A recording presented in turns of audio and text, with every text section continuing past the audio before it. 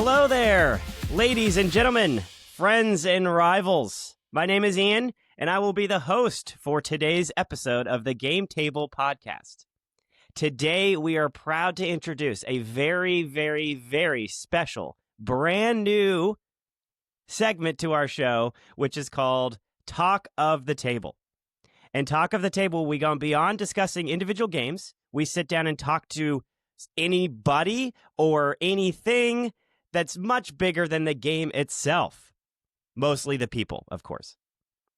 We'll chat with guests from all the corners of the world and the gaming world specifically to gain insight on the industry and explore exciting upcoming projects or share a simple, meaningful conversation with a lovely friend. And our lovely friend today is Jay, the wonderful and beautiful Jay, the marketing manager at Bézier Games and the creator of Cardboard East. So thank you for joining us today, Jay. It's my pleasure to be here, Ian. I'm so glad Jared isn't here. That's right. That's right. I'm just So we kidding. apologize. I love Jared. Apologize. He loves to be obviously in any conversation with you and with us. And so he apologized for not being here today. But that's what we're here for. That's what I'm here for. I'm picking up the slack a little bit. So no, anyway, I'm just giving Jared a hard time. That's all. That's right. That's right. Well, thank you all, Jay and listeners, for pulling up a chair at this wonderful table for today. Now, let's get started with the episode here. So I have a wonderful and beautiful question for you, as we do with any of our episodes. Okay. You can have ugly questions too. I'm ready for them all. Well, we like to start, in a nice, pretty, and then we get into the ugly later. It's a nice, beautiful relationship, right? Hit me with that softball. That floater. Well, again, I'm honored that you're here. I always love our conversations. And for those that don't know, we've had episodes with Jay before, and they're all great. So go back and listen to those. So with that, our first question for today, as we'll go through plenty of fun topics throughout the episode. I need another question. Yeah. Sorry, I'm on the edge of my seat. I have no idea what this question is. So I always like to know, as a gamer to gamer here, I always love to, what have you been playing? And so what I really want to get to is, what have you been playing recently? And we can look back, maybe if you haven't played a bunch of games this week, maybe this month, what is the top game? And again, if you no spoilers, if it's something you can't share, that's totally fine. But if anything, I would rather pick something that's not related to what you normally work with. And what games have you been playing that's just fun? Well, I guess there's two games that I've been playing lately. Number one is, you can see it behind me, is the elephant game. No, it's the game makers working on developing the solo scenarios for that game. Nice. And then the other game that I've been playing was that Sweetlands just arrived just a few days ago. So that's a box? I've been playing this. Yeah, it's a box. It's like that's the size of a box. Lacerda game. Sweetlands comes from a Japanese publisher known as Uchibakoya. You might know them because their Garden trilogy is currently live on Kickstarter. But Sweetlands is this big epic game.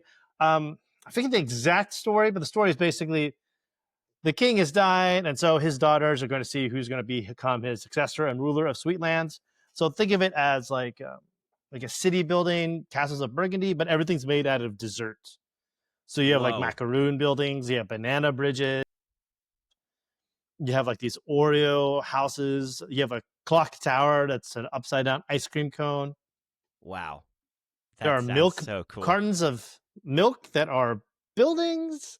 There are cookie rabbits. It's very ridiculous, but it's oh my goodness. It is a very heavy game.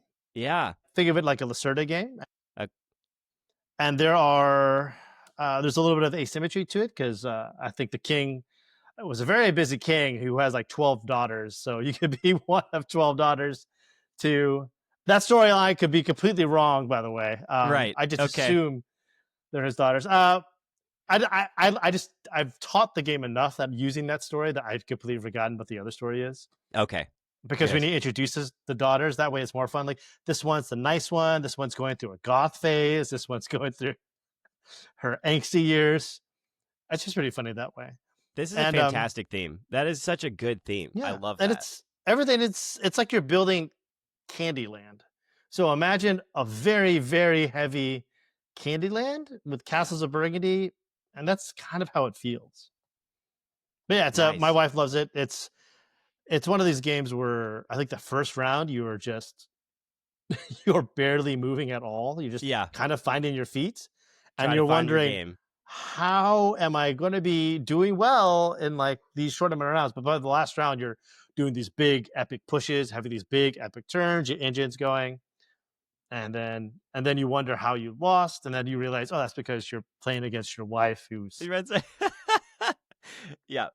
No, I love games that honestly, I guess you can tell me a little bit about that ramping in a game like that. Like it gives you an opportunity to kind of get your feet, and then you're like really building towards something at the end. yeah, those are always fun. This big engine building games are always fun to explore and to try different things. Hmm. Yeah. All right. Anything else? Any other games that you've been just getting to the table? Oh, that wasn't good enough. No, I mean it was so good. I want more. I've been working with Plate. Plate is a publisher from Korea. They have sent me, I don't know, like 45, Whoa. 50 games. So I'm trying to figure out that. I'm working my way through that right now. One of the things that they've sent me is this little. It's all the way over there, but it's this. It's like a shoebox. So what they do with their booths is, if you ever see them at a convention, and if you go to Spiel, they'll have this offer at Spiel.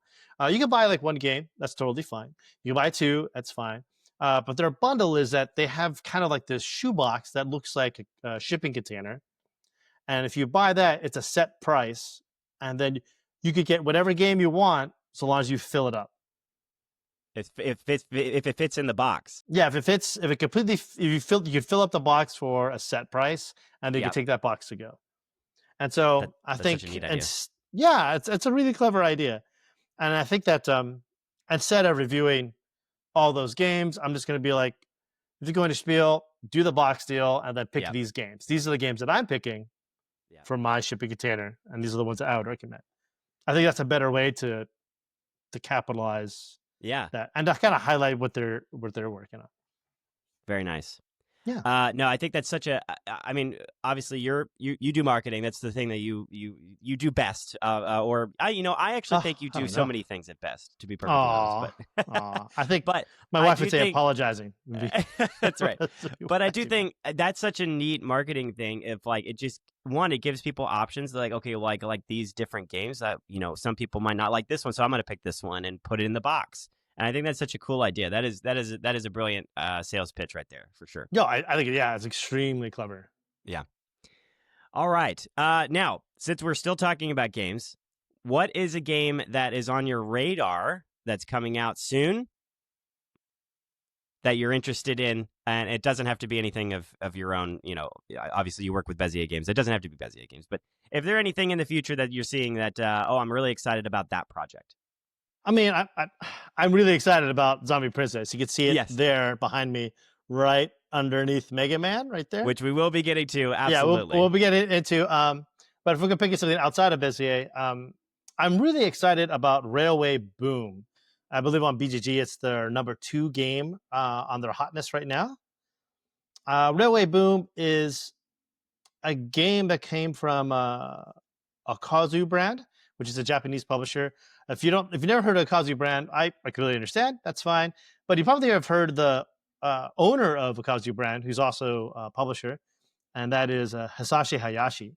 He's the designer of many great games, especially like Yokohama Duel, and most Nice. recently Bomb Busters, which won the Spiel des Jahres this year. So Nice. Railway Boom is his first big box game to come after Yokohama, because after Yokohama's big success many, many years ago, he did a lot of small box games, and then he came out with Railway Boom. I was very excited about it, and I played it, and I really liked it, which is odd because I tend to not like auction games, and this whole game is just nothing but auctions. It's like every round there's like 4 or 5 auctions. Okay. Nice. But why it's getting all the big hullabaloo this year is, 1, Hisashi Hayashi won the Spiel des Jahres. 2, it's a train game, and train games have their kind of like their we own love IP. train. We love trains. It got picked up by Arclight Games, which is a huge Japanese publisher they're the ones who run the biggest convention in Japan, which is Tokyo Game Market. Wow. But they got Ian O'Toole to redo all the art, and it looks absolutely fantastic. And they got Simone Luciani to do development work on the game. So you have Luciani, you have O'Toole, you have Asashi, all in one game, and that's super, super exciting. That's probably the game that I'm most excited about. Yeah. Wow. So, and it just the cover looks fantastic. It just looks all the images that I've seen of it that they've released so far all look fantastic. I'm super, super excited to try this. I think the original one only had one map, which felt weird because I get 5 players. It kind of felt like you're like I don't know, you're having a knife fight in a phone booth, but like in a 2-player or 3-player game, you had so much space to play.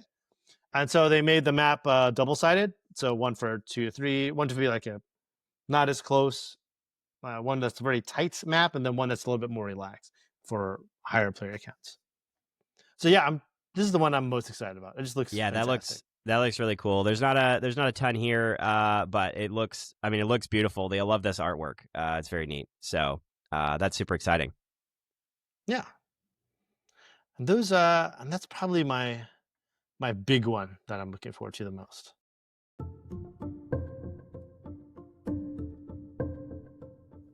Very nice. Well, I'm glad I was able to pick your brain a little bit on what's been being played and what's upcoming. Obviously, a little bit more. You've got that inside scoop, and so we always like to know kind of what we do, what's coming up next. So, all right, now that I've entertained these other things going on in the gaming world of what you've been up to, really I want to get to Zombie Princess is a game that y'all have announced. He's a Southerner Games. without letting you know. Right. Y'all. But I do want to, for those that don't really know anything about the Princess and Rebel Princess, which this is a sequel to that. And so really, that Rebel Princess is everything that came out. I guess there was the deluxe edition came out last year. But what was the year, I guess the first non-deluxe? So it originally was published by Rebel Princess, which is basically the classic card game Hearts with a new theme and a few more mechanics. That came out in Spain in 2023. And then it went to Spiel that year, and then everyone went crazy for it. In fact, I believe that the last copy was raffled away at Spiel. Wow. And one of the people that won, that got a copy was part of our gaming group. They brought it, and Bézier Games played it. We loved it, and we immediately tried to license it.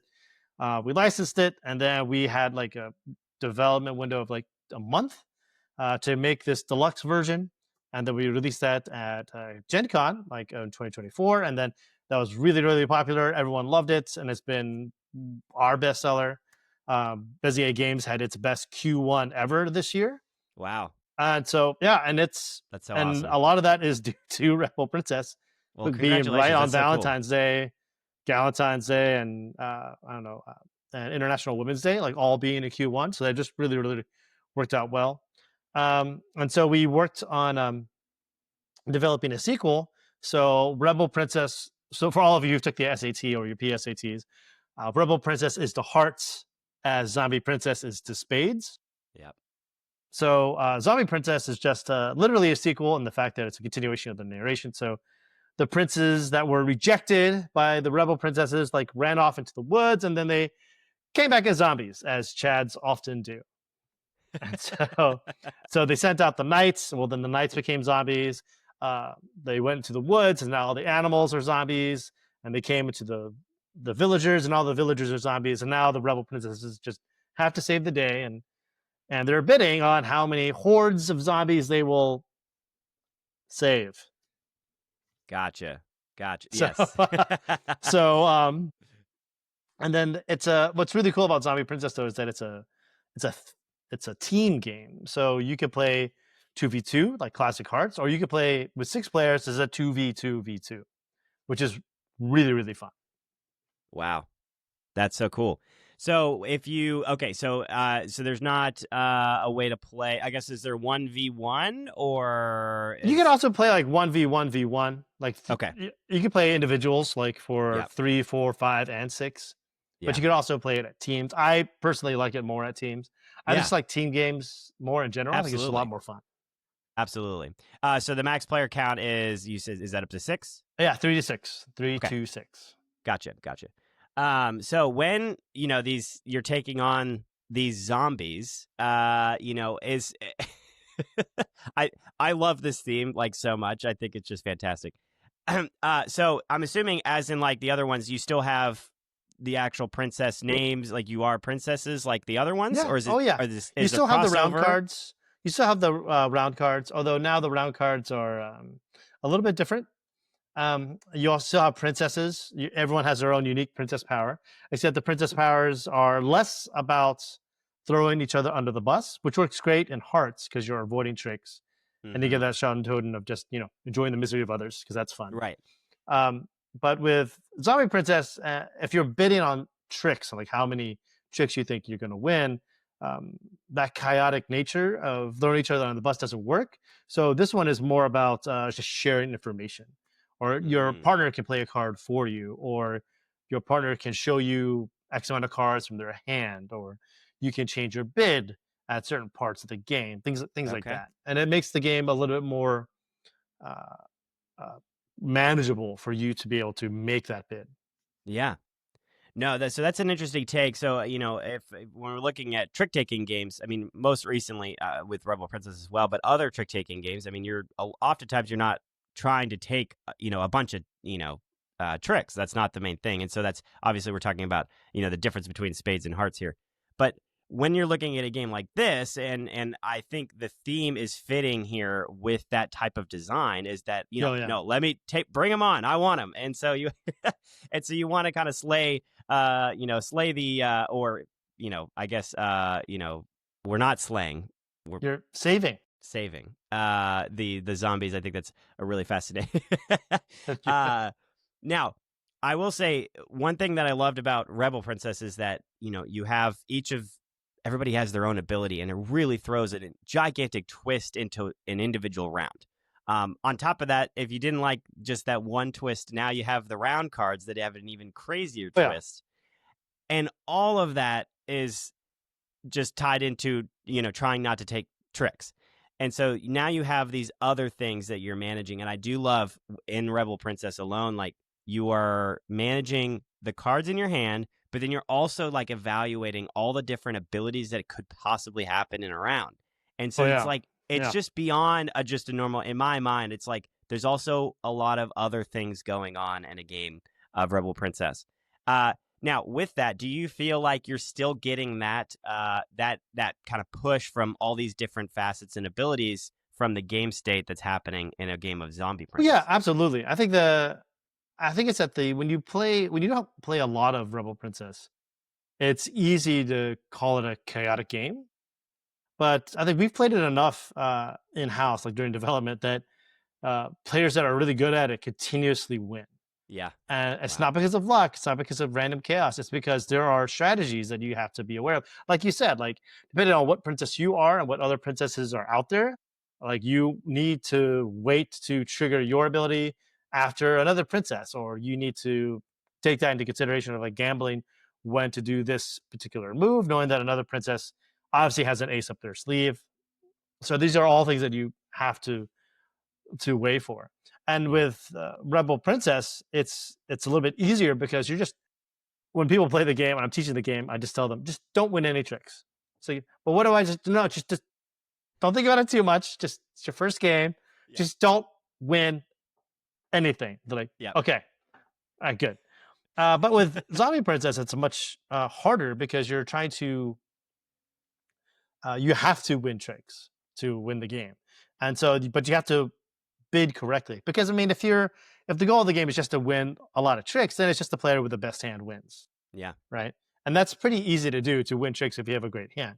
But can you win tricks with a mediocre hand? Hmm. Can you say that you're going to win one trick and then actually just get one trick? Is that something that you can do? That's far more fun and impressive. And it gets you, I think, everything you want in a trick taking game because you want to win tricks because it feels cool to win. But then you also want to avoid winning tricks. So you need to find that right balance there. And it's everything that you want. And then you just throw in a cool theme with zombies because you have to kill the zombies. And then this nice team up mode because you shouldn't be killing zombies by yourself. It's just what That's right. every zombie movie has taught us is that you don't spread out. You can't. No, you stay Can't together. Do it alone. Can't do it alone. Stay together and cover all those corners. That's just so. If you could explain a little bit how, like, so in the beginning of a round, how you choose how many tricks you're taking, and then at the end of the game, if you could just go through that, because I'm a little so, spotty on that of how, like, who wins based on all of those different things on the pregame. Yeah, sure. So just like Rebel Princess, you'll go through the round card first, right? So sometimes the round cards will be pass X amount of cards to your left or to your right or to your partner. How it is with Zombie Princess. So if you're playing teams, I'm going to pass some cards to my partner, and they're going to pass cards to me. And if it's a 2v2 game, it'll be A, B, A, B. Mm-hmm. So on your left or right are the opposing team, and then on the other side of the table is your teammate. Yeah. So what happens is that when you bid, you're going to bid on how many tricks you think you'll win. So let's say it's you and me versus Jared and his wife. Mm-hmm. So I might bid 2. Well, then you could bid 1, and then collectively between the 2 of us, we need to win 3 tricks, if that makes sense. And how many tricks are there in a round? It depends on player count. If we're playing the full count of 5 or 6 players, then it'll be like 12 tricks. Okay. Which is really difficult because 12 tricks with 6 players, it seems like it's a lot, but it averages out to 2 tricks per player. Right, exactly. Which is not a lot. Which means you might not win any because you're trying to win. Yeah. So and it's interesting when you bid like this with teams because it almost kind of doesn't matter what that first person bids because if I bid 1, well then you as my partner know that I only want 1, but like maybe you're feeling more ambitious and you want 3. So now all of a sudden we're fighting for 4. And as for scoring, how that works is that if you let's say we made a bid of 3, right? Mm-hmm. So if we get 1 or 2 tricks, our score is 0. Okay. Yep. And once we get to 3 tricks, then we get 3 points. Okay. And if we get more tricks than that, it's always still going to be capped out at 3 points. So you can overbid, that's fine, but you definitely don't want to underbid. You want to make sure you in that Goldilocks zone of just right. Yeah. To balance that out, there's a separate currency in the game called skulls. Mm-hmm. And skulls do a lot of different things. So if at the end of the game, every pair of skulls that you have is worth 1 point. And you, as my partner, we share skulls together. Okay. So if I have 5 and you have 5, that's 10 divided by 2 is 5. So we get an additional 5 points to our team score at the end of the game. So you definitely want to hoard skulls as much as you can. But you'll get skulls throughout the course of the game for doing things or not doing things. So if you don't use your princess power, you'll just get 1 free skull, right? So that way, if you don't use your princess power, you're getting something out of it. Some princess powers will allow you to get skulls during the hand and do a little bit of things there. Some princesses and some round cards will also give you skulls depending on whatever that round card is. So like maybe whoever has 3, every 3 will give you 3 skulls or something like that. And are these like separate cards? They're just like skull cards? Okay. Nice. No, I mean the like round cards will have a skull effect on it, or your princess tile will have a skull effect on it. And then when it gets to scoring, and you're checking to see if you match your bid, and these numbers are different for the player counts. Sure. But let's say we made a bid of 3 tricks, and we ended up with 2. Mm-hmm. So we're 1 short. Yeah. We could spend 3 skulls, and then we would to buy a fake trick. Okay. And therefore we've made our bid, if that makes sense. Right? So that's so cool. So you're spending 1.5 points to get 3 points. 3. Yeah. Yeah. And if you overbid, let's say we bid 3, but then we got 4 or you got 5 tricks. So we're over by 2. Well, then each trick that you're over, you lose a skull. So So each trick you're over essentially is just you're losing half a point. Gosh. So there's a little bit Man. of balance there. And because Okay, so that's the penalty for getting too many is Yeah. you're losing skulls. you want to Okay. be Goldilocks and just be just right. But if you bid 0, and you could totally bid 0. So let's say I Okay. bid 0 and you bid 2. You still need to get your 2 tricks. Our team needs to be collectively 2 tricks, but you need to win them. I can't win any. If that happens, which is not impossible to do, if I get 0 tricks and I made a bid of 0 tricks, well, then I would get, depending on the player count, anywhere from 5 to 10 skulls. Whoa. Yeah, Wow. again, 5 is like, okay, that's acceptable. Maybe we can crawl back from that, but 10 is really difficult. I think it's like a 3-player game. It's like 10 skulls. Wow. Because it's really hard to do. And if you're Yeah. able to do that, So that's deserve if you are saying I'm not going to win any, and then I'm on your team and I'm saying we win 2, so I need to get 2, you need to win 0, and then you would get that reward for that. correct. Well, we would get that reward. We would get that reward because we're. But if I won 0 tricks and you won 2, then it nullifies that completely. Yeah, right? I wouldn't get that skull bonus, but we would make our bid. Yeah. And get 2 points. Okay, gotcha. So that's the thing. So if let's say I say, I'm going to win 2 and you're going to win 1, and let's say I win 3, do we collectively win our bid? Okay, correct. but are we losing a skull because I got 3 instead of 2? Is that how that works? No, because collectively we are 3. Okay, collectively you're okay. Gotcha. I gotcha. And if you had 0 skulls and you needed to pay a skull, then I could pay for you because Gotcha. we have a joint checking account, a joint skull account. I guess as it were. What if you don't have any skulls to pay? Are you just Then you're just nothing happens? Nothing happens. I mean, if you don't have any skulls to pay, then you're not paying those skulls is the least of your worries because you're not doing well. You're not a very good zombie princess. That's what we're saying. No, you're not hunting zombies. Well, yeah. You're not pulling your weights. That's right. Okay. Well, that's really helpful to know. And I love this aspect of one. I love team games. I think team games are great. I think we need more of them. I think we need more of them that are good. And so I think this is going to fall under that category. But I do love that fact. One, like you have the aspect of working together to get the tricks, but then you have this other way of the skulls. I think that is so neat. It's a neat design there to add this other way to get some points or lose points. I think that's such a neat aspect. What do you have any insight on how that came about, or? Well, I think it's that when the original Rebel Princess had 26 round cards. One, the deluxe edition had 26. Yeah. So one for every letter of the alphabet. So we were thinking that's a lot to deal with. We need something else or another mechanic to help make this a little bit more fun. Yeah. Because there's a lot that you could do there, but not a lot that you could do there because you can't be too wild and wacky because you're dealing with bidding. So we created this skull system as a separate resource, so that way we could play more things with the round cards, and there's a much more design place for us to play with. Yeah. And it gives us something that we saw a lot of players had trouble with. Like some players would say, like, "Well, I didn't use my princess power. Shouldn't I get something out of that?" And like Rebel Princess, well, now you can. So you didn't use your princess power, so you get a skull. You get half a point. Sure, but that's cumulative over the course of the game. If you're not using it just based off the way the game went, then you're getting rewarded.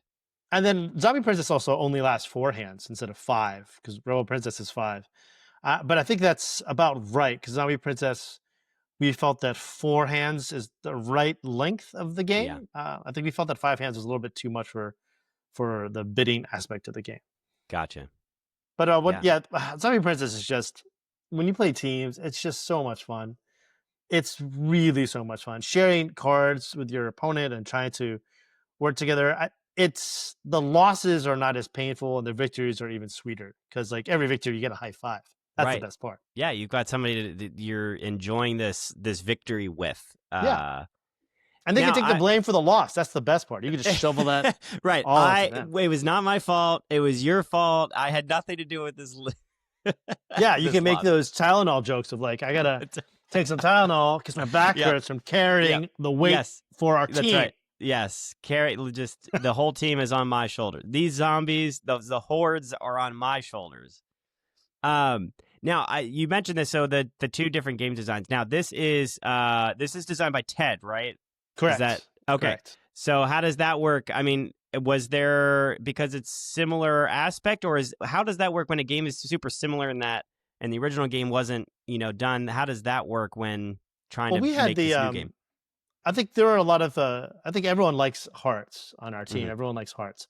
But the majority of our team are bigger spades fans. Uh, Okay. Nobody likes euchre. So I didn't need to add that out there, but I Right. am. Nobody likes euchre. That's right. I don't like euchre at all. Sorry, euchre fans. But we wanted to do spades, but in the Rebel Princess universe. So the first thing we did is we reached out to Apiary, and they've been a fantastic partner. We love working with them. And we're like, hey, we had this idea. Can we develop a spades version Hmm. in the same universe? And they're like, yeah, it's great. We love it.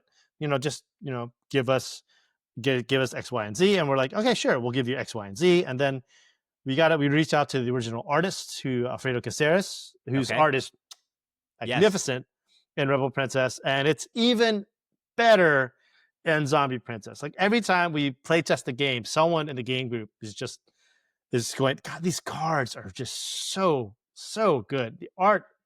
The art is so fantastic. I really really love the art in this game. Just seeing all the zombies there and how dark they are, how the princes just look creepy. Yeah. Everything about it is fantastic. The spoiled art that I've seen is, yes, top tier. It's just perfect. It's so good. Yep. It's I go back and forth between which ones are my favorite, but I think the knight is probably my favorite. Yeah, man.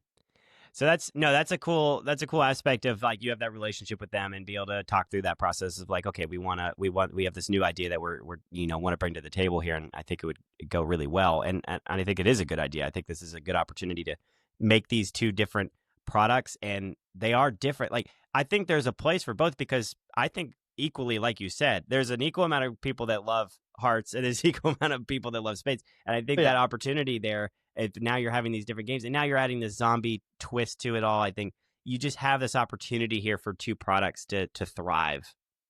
yeah. The and it's great because like with this one, we're able to prepare a little bit more. So like Hmm. I think one of the things that people will notice right off the bat is that the Zombie Princess box is a lot bigger.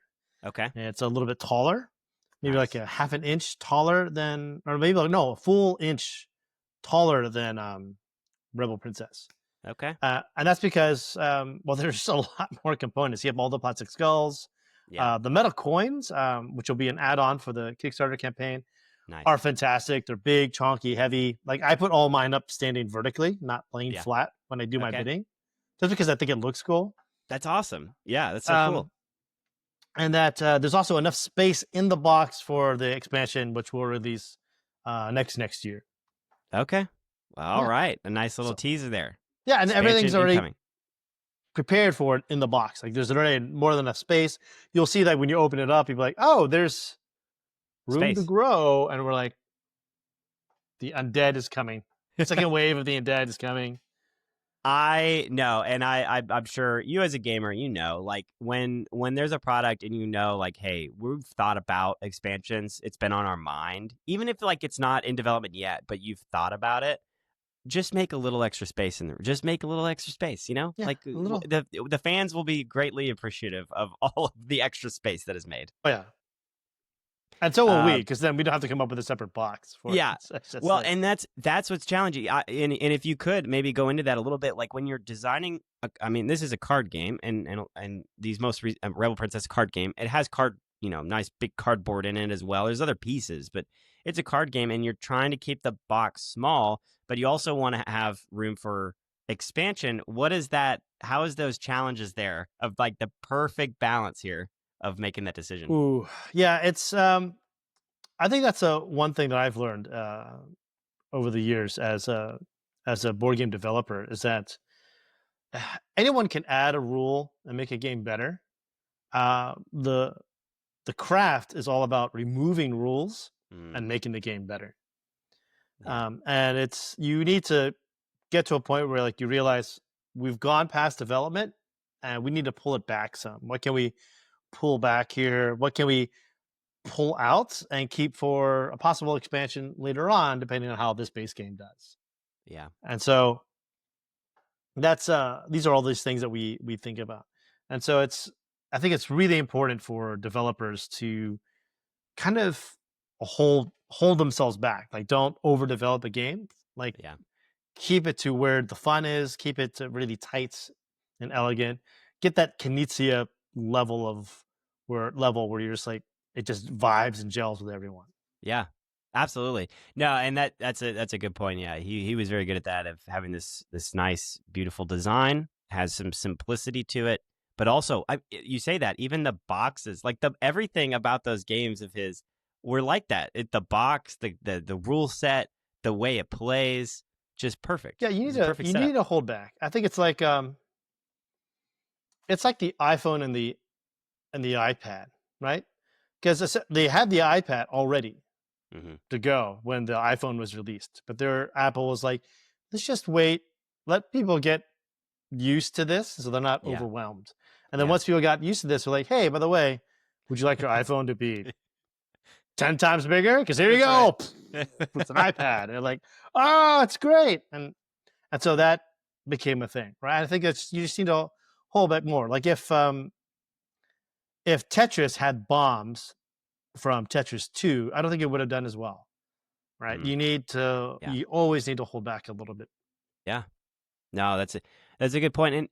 And I guess that's a I think that's also a life just, goal in life, is to find the balance between overdoing it and underdoing it, and that perfect balance. Oftentimes in life, I guess we can always overdo things. Like you can overthink things and overthink, but especially Yeah. when designing a product and something for people to play, like nobody wants to be overburdened by a set of rules or the board state, or like all these different symbols. Like some games it works, but there is also a decision to be made of like, let's keep it simple for the sake of making it more enjoyable and easier to get into oftentimes. Yeah, it's really interesting because because the Game Makers was on Kickstarter Yeah. and just ended yesterday. Yesterday. Wow. Yeah. Yeah, ended yesterday. And so I think we Over a held million back. dollar. Wait, I do want to hold, but we're going to pitch that, right? Oh, it's over 1 million. Is that right? Did I see that Yeah, correctly? over 1 million. Yeah. It's That's so wild. cool. Again, congratulations. I think that's so Thank neat. you. And Thank you. we'll pitch the Game Makers while we're here. It's such a great game. So if you didn't Yeah, have a chance to back it, I'm sure will be opportunity to buy it at another oh point yeah, in time. we'll unlock the late pledge in a few weeks, I think for sure. The and we'll be demoing the Game Makers at Spiel and at PAX Unplugged. Nice. But Sorry to I want derail. to We no, derailed no, no, no, quickly, no. but But talking about the Game Makers is that we had one on BGA, which is Board Game Arena, which is the hmm largest free online platform to playing digital versions of board games. So if you've never heard of Board Game Arena, definitely go check it out. It'll change your weekday nights for sure, and maybe affect your productivity during the week. But maybe slightly, just a little bit. we have access to all that back end data of the Game Makers. So when we play tested the Game Makers, we've played it countless of times, and we're trying to find that right balance. Mm. Like we will probably average maybe 80, 70, 80, and with the winner being in the triple digits. And to us, like if I get a score of 80 or 60, I know I'm not winning. Yeah. If I'm going to win, we usually, but most are often not. Like most people within the Bezier team will get about close to 100 points, or if not Gotcha. more. So the problem is that like when you look at the board game arena, and you look at the average score. Average score was something like, Okay. and we're like, okay, they're not doing as well. The average, they have an assembly line that you could fill up. The average player would not fill that up. The Gotcha. average player would not complete their display case, which is wild to me because you need to get all 12. Yeah. They wouldn't For sure. finish that. Um, Hmm. and you're like, wow, the average player on BGA for the Game Makers isn't doing great at all. They're not doing that well. And then you look at the number of plays and you realize, oh, well, the majority of people who are playing solo by themselves, which is more of an experience to learn how the game works as opposed to actually playing the game, because there's no tension with that solo game. Right. You can just kind of play indefinitely. Yeah. And it's not the actual solo mode of the game, which is the actual solo mode is back there. But which is far more challenging. I fact, like yesterday or sometime this week, I was playing one of the scenarios that we're developing, and like I had over 100 points calculated. I would score, but I was about to lose the game. Gosh, I'm like freaking out. It's like, no, I'm so close to winning. Yeah. How I'm going to score triple digits, but I'm going to lose. How is this possible? And so it's a little bit different. But we were shocked, and we realized that okay, most people that are playing on BGA, keep in mind some people are playing the game like 20. We saw one person's over 50 games. And we're like, that's wow. Yeah. That's awesome. Yeah. And so there are a lot of people but the majority of them only played it once or twice. Okay.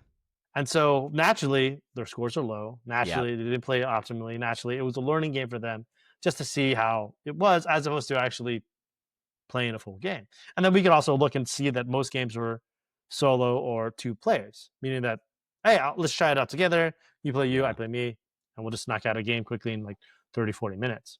Yeah. So we learned that I think it was a good reminder for all of us is that when you're developing a game, you're playing it, I don't know, 30, 40, 50 times. Yeah. But the market is going to play it once and make a decision. Absolutely. They're going to want to, the game sucks. It's like, how many times did you play it? I just played it once. That was enough. It's like, well, was it? Yeah. I mean, there are a lot of people who played it multiple times. And like playing on BGA is a very, very different experience than playing it in person. Yes, absolutely. And so I can never stress that enough. And I think it's because with digital versions of board games, I mean, depending on the game, your focus is kind of forced somewhere, whereas when you're playing face to face, your eyes can kind of meander everywhere. Yeah. And you could see a lot more things at a glance. You can see the whole board. You can see other cards. Like, you get kind of hyper fixated on your individual stuff inside of an online platform like that. Yeah. So there's typical, there's a typical, I think some designers call it zones. So like zone 1, 2, 3, 4, 5, 6, where zone 1 is the most important. And so you design your game that way. So like maybe zone 1 would be your hand of cards. Yeah. Right. That's what's there in front of you. That's the most important. Zone 2 might be your player board. It's right in front of you. Zone 3 might be the actual game board where all your dudes are. Yeah. Right. So that's zone 1, 2, 3. So zone 4 might be like a tech card market off to the side. Sure. So when you play a game, you can kind of see all of this really quickly at a glance, like really quickly. But a digital version, you'll have to tap for views. Let me view my hand. Let me view the player board. Let me view the map. And it's harder to kind of remember. It's like, oh, look at the map. Oh, wait, what does my hand look like? There are all these things it's hard to play.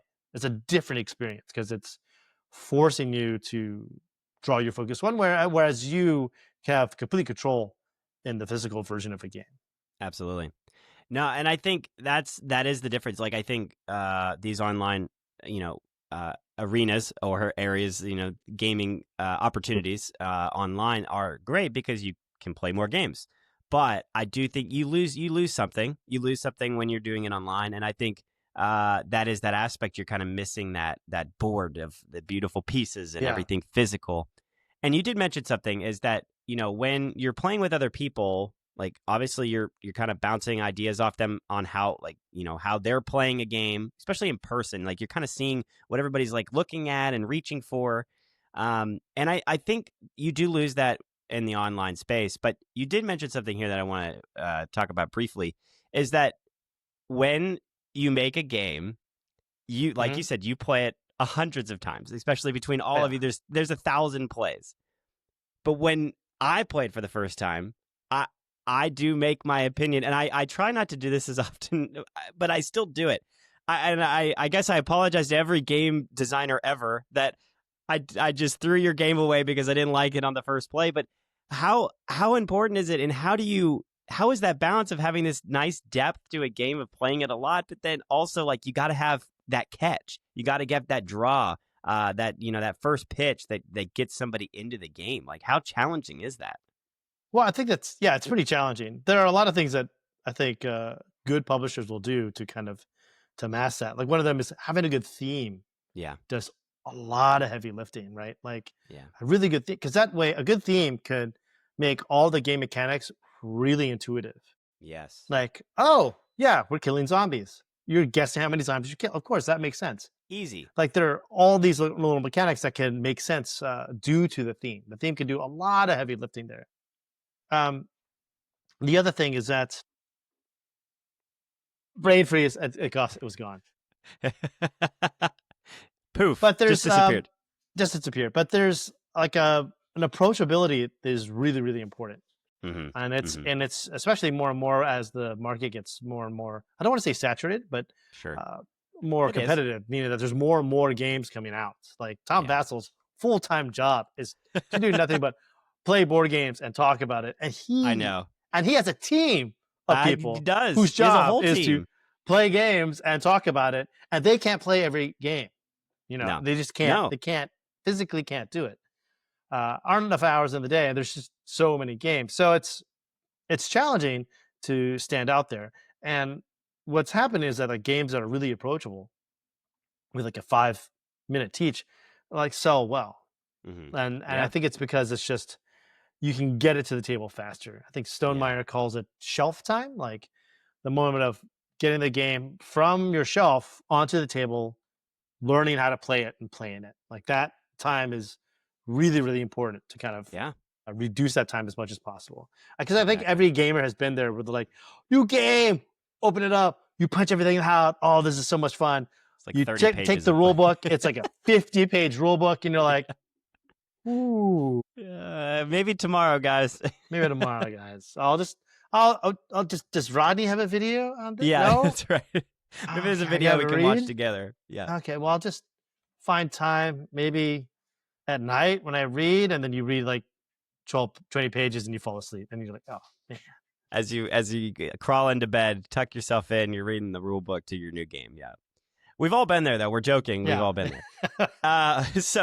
I do want to say, so before we move on to kind of our last little topic here, I do want to so I guess tell us a little bit. So Zombie Princess, Ted Asbach, Bézier Games. When do we have a timeline? What are we looking Yeah. at? It's on Kickstarter right now. You can go to the notification page. Just look up Zombie Princess Kickstarter. You should see the page. We haven't been really heavily advertising for it yet because we wanted the focus to go to game makers. But now that game makers is over, That's right. start notify. Go right there and Here we just go. get notified about it. Find out all about it. And Zombie Princess will launch along with Haunted Mouse, which is an excellent little shedding card game. I like it a lot more than Scout. To me, I Okay. think it's a Scout killer. Throwing that gauntlet down. So Zombie Princess, Haunted Mouse will launch on Kickstarter on October 28th, which is Nice. immediately after Spiel. Okay. October 28th. Halloween week. Tuesday Yes, of Halloween week. That's perfect. And it fits the theme. Fits right into that time. We It love fits it. right into that time where people are at peak horror. Like, oh yeah, let's do it. And I think both games are great. The price point, the bundle to get both games is 60, and you'll get you'll get promos, metal coins, free mini expansion. So that's a great deal. It's the bundle of Rebel Princess and Zombie Princess? No, Zombie Princess and Haunted Mouse. Oh, Haunted Mouse. Okay. That's okay. Yeah, nice. It's weird. Rebel Princess is a region locked add-on. Okay. The reason why it's region locked is because we don't have the rights to sell it to certain countries because I see. other publishers have the rights to do that. Yeah. So that makes sense. That's a little trickier.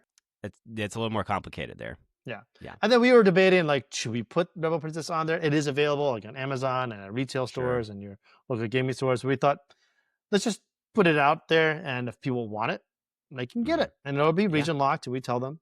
And then we'll but we have a little surprise, and it's just one add-on for everything Rebel Princess. So you get all 3 promos, you get the expansion, and you get the base game for like a reduced cost. So Nice. it's worth it. That's so cool. That's so cool.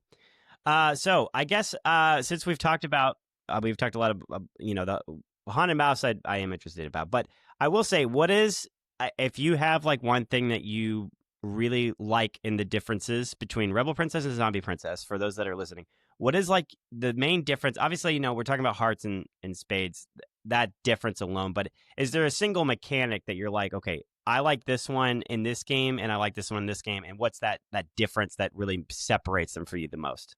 For me, it's just, I think we mentioned this before, it's just the team play. It's just it's so much fun. It's so much more fun to share your victory with someone else. Yeah. Like the fact that like our logistics manager, I like teaming up with him because we just vibe a little bit better. Subliminal messaging. Yeah, it's just, I don't know. Like I know, I get it. Like when he's passing me cards, I know what he's trying to do. Yeah. When I pass him cards, he knows what I'm trying to do. It just, we get into that mental space there. Like when I team up with Ted, it doesn't work.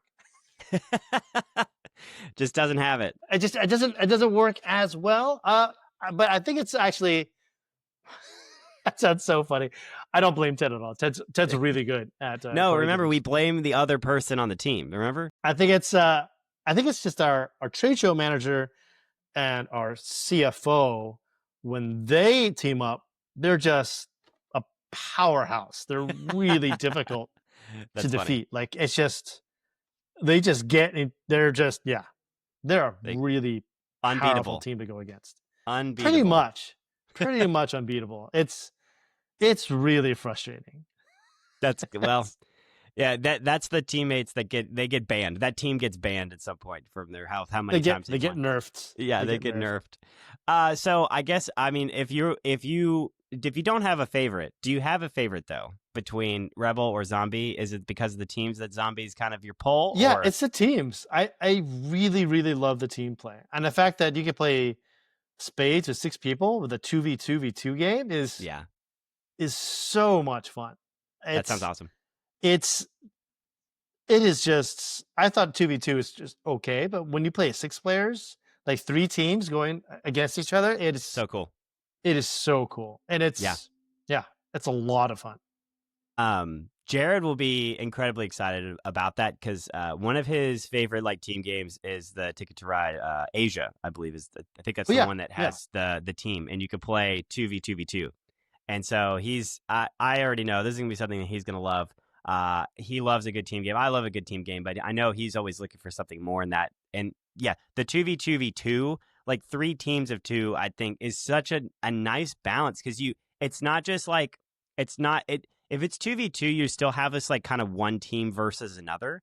But when you add that third team to kind of add, like, it kind of makes it so chaotic in a good way of now it's not like I'm not just battling this team. I'm now trying to balance and balance the opportunities for each team individually and trying like, okay, I got to keep them at bay. I can't give them anything. So, and you got to team up with the other team sometimes. Right? Look, yeah, you got to work exactly. together. Yeah. They're running away with this. It's so good. You should throw yourself under the bus to make sure that they don't win. You should do that now. Yeah. Yeah. Right? Especially when they're a powerhouse. That's what you need to do. You need to make it a 4v2 when you play against that team. That's what you need to do. We've tried and we still fail. Oh, no. Oh, my God. Wow. Man, they're pretty strong. They're OP. They got figured it out. Yeah, I'm thinking about getting them T-shirts or something. Or matching tattoos. I don't know. You should give them matching tattoos. That'd be funny. They just wake up one day. It's like, what is this? I'm like, marketing. There you go. Yeah, that's right. That's right.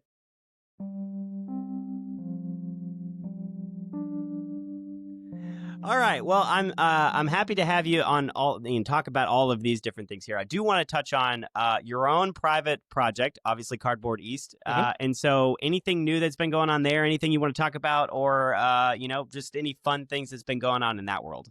Man, it's just so much. There's so much going on. Like there's just so much content that I'm just like looking at right before spiel. Yeah, I'm sure. waiting to go through my whole spiel list. I think I went to BGG for their whole list, and then I've narrowed it down to I think 125 titles that are from Asia that'll be arriving. Wow. Some are licensed by Western companies and brought to the West. Some of them are from Asian publishers that are just going to Spiel. But that's something I'm really excited about. Itin is a Japanese publisher. I'm really working hard to make sure I do a video that covers all their titles and ranking all of them. Their board games are always interesting because they do, I want to say, interactive art, because their games are sometimes dexterity games, but it looks like art on the table that you just get to interact with. Oh, that's cool. That's so cool. It's a weird way for me to express that, but yeah, it's just yeah, that's how I'm going to say it. Okay. There are just a lot of fun card games that are coming out at Spiel. There's so many cool things that are coming out at this time. There's some things that are coming out on Kickstarter that I'm trying to work on to help promote. There's one game that I really loved, like a 2v2, like a 1v1 game, like a 2-player game. Yeah. And it was called a Bricolage Hedge, where you're this artist making sculptures out of trash, essentially. Okay. But it has like this brass Birmingham logistics aspect to it, where you're trying to get people in the town to come to one of your art exhibits and then show it off. Okay. And so, but you're also competing with someone else who's also pulling that crowd in a different direction. Yeah. And so that got licensed and rethemed. So I'm really excited to see how that works, because I thought the promise of that was really, really great. Yeah. I mean, and that's what most of my life is. I just try to get all the stuff done before I leave for Spiel, which is in 2 weeks. It's coming up fast. Just like yeah, that. it's like five or six videos in 2 weeks. I think I could do it. I'm confident. I believe in you. I believe in you. I just can't sleep. That's all right. Well, before we get out of here, I have a final question for you, okay? And we're going to do a little deep dive here. So in 20 series on your channel, Cardboard East, that went through the top 200 games of Japan. Your top game in that series was Iki, which brings you on a journey through the famed streets of old Tokyo. And my question to you is, because I think that game, I watched your review of it, I think it is such a neat game and I would love to try it sometime. Is this still your top game from Japan? And if it's not, or if it is, tell me a little bit more about it. But if you have something else that has topped it, I want to challenge you. You know, like when I filmed that, going to there, because one thing that people may not know on the podcast, if you hadn't seen it, was that I think for that top 100, like 100 to 31, I filmed in Taipei, like in my apartment in Taipei. But 30 to number 1, I filmed in Japan. Yes. Like I went on a trip to Japan and I just filmed it there, and it's still one of my favorite vacations ever. But it looked awesome. And when I went there, I had I think Yokohama was my number 1 on the list. Mm-hmm.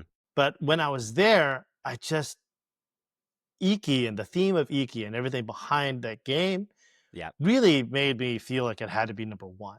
Yeah, like it just experiencing Tokyo and being there, like it just it felt like I would betray that if I didn't put it at number 1. That's right. And I think the reason why is because one, it's like it's a tiny little publisher.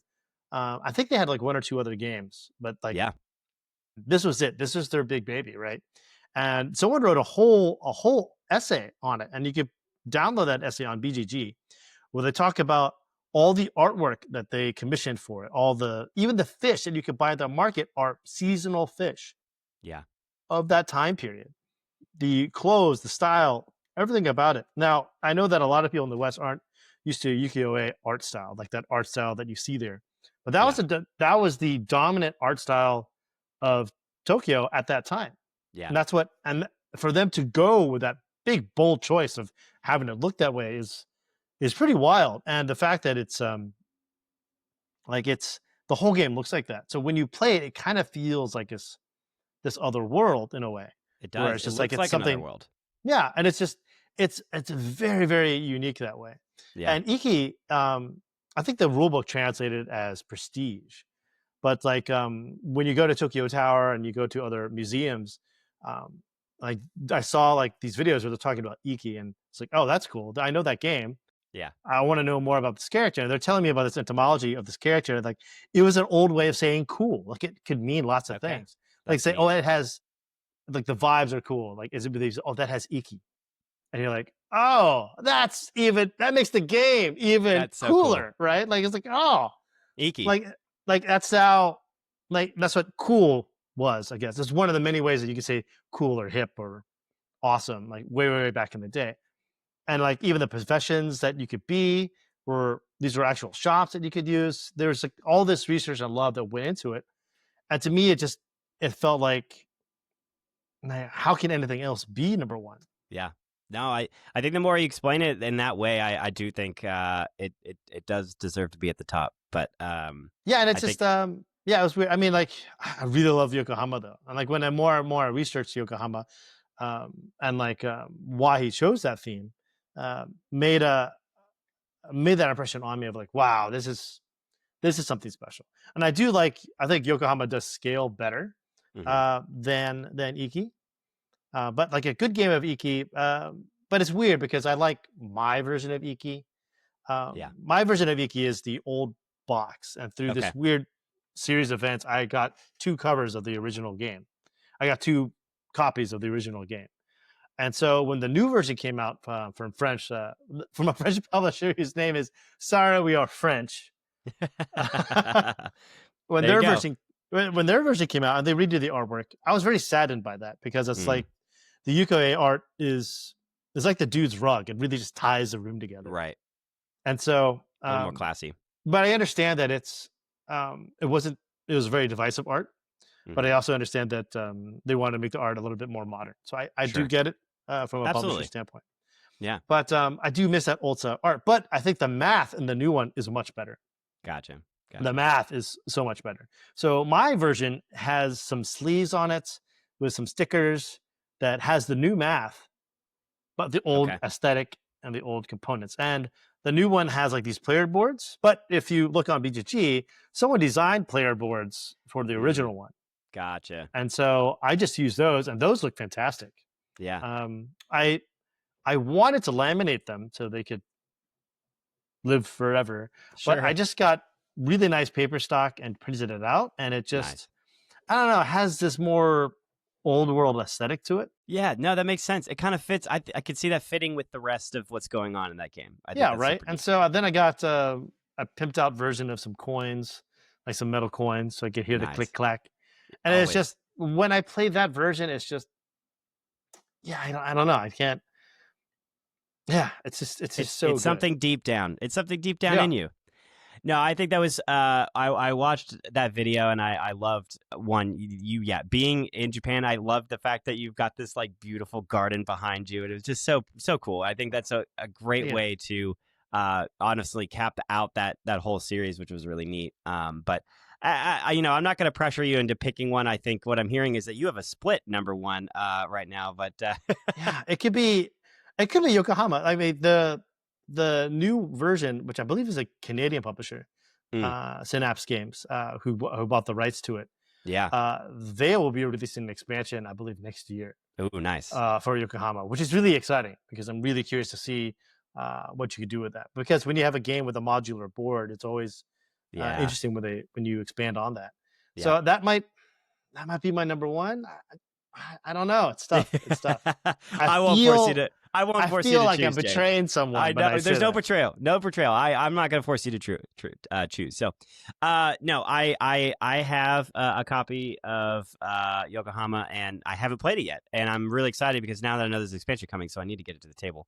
And then I would love to try Iki at some point. I think that's such a neat design, and that art in that game definitely, it's more historical in its aspect, but I think it's really neat. I think I can look past it in a game that really is bringing back this historical aspect of like really the whole game is this historical kind of aspect and city that you're kind of just playing through, and I think that's really neat. So I really loved all that you went through in that series, and I love all of your videos. I think they're great. So Oh, for those thank that you. don't know, Cardboard East, they're on YouTube, and then you have a website, I believe. Is that right? And all No, of the I different things? used to, but I don't have it anymore. I think Okay. I might get it back. I Okay. might try and open a Shopify account and Stay sell some merch. tuned.